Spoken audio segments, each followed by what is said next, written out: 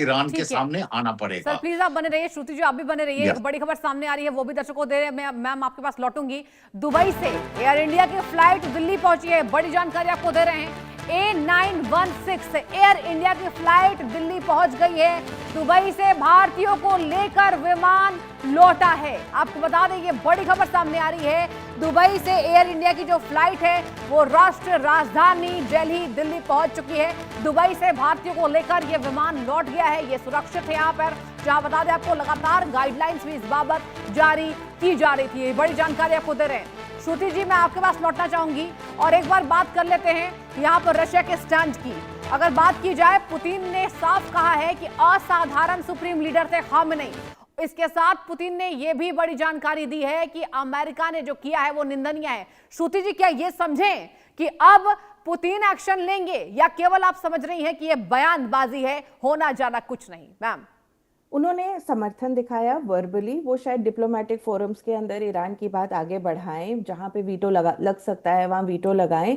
लेकिन वो मिलिटरीली इसमें नहीं इन्वॉल्व होंगे क्योंकि उनके हाथ भरे हुए हैं यूक्रेन के साथ डील करते हुए। जी एक बार जब 2025 में जब ये उनका जून में जब झड़प हुई थी, 12 दिन की लड़ाई हुई थी, तब भी उनसे पूछा गया था कि आप जाएंगे क्या मिलिट्री लेके या अपना ऑफेंसिव लेके इजराइल और यूएसए के खिलाफ। तो दो बयान दिए थे उन्होंने। पहला बयान ये दिया था कि इजराइल में भी एक अच्छी तादाद में रशियन स्पीकिंग पॉपुलेशन है और हम रशियन वहाँ हैं, मतलब उनके हिसाब से। और हम ये चीज़ किसी भी युद्ध में जाने से पहले ज़रूर नोटिस करते हैं कि हमारी भाषा, हमारी कल्चरल आइडेंटिटी के साथ जुड़ने वाले लोग कहाँ कहाँ बसे हुए हैं। जी इसलिए वो इसराइल के खिलाफ डायरेक्ट मिलिट्री एक्शन उस समय लेने को तैयार नहीं थे।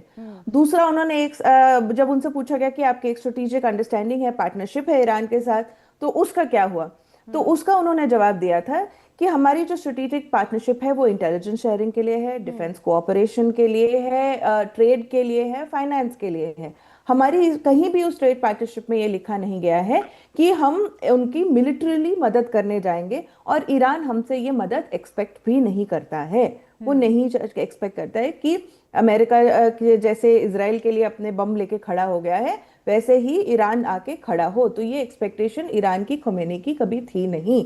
तो ये उन्होंने दो बयान से तभी साफ कर दिया था कि इनके जो है म्यूचुअल अंडरस्टैंडिंग है, डिफेंस कोऑपरेशन है, पर डिफेंस पार्टनरशिप उस तरीके की नहीं है कि जहां एक पे गोला दागा जाए तो दूसरा शील्ड लेकर खड़ा हो जाए। तो रशिया इस वक्त तो मुझे नहीं लगता आगे आने वाला है। और शायद इसके अलावा अगर देखा जाए तो पुतिन और ट्रंप की कुछ अलग जो मीटिंग चल रही है, बात चल रही है, उससे मुझे जी ट्रंप मैम पुतिन की तरफ जाते हुए ज्यादा नजर आते हैं कि उनको पुतिन के अंदर जो लीडरशिप नजर आती है उनको ठीक लगती है। तो इसलिए मुझे नहीं लगता कि ठीक है मैम, बने इनके रहिए। आपस के ब्रिगेडियर साहब आप बीच भी में बने कोई रहिए। एक और बड़ी खबर सामने आ रही है, वो भी दर्शकों को बताना चाहेंगे।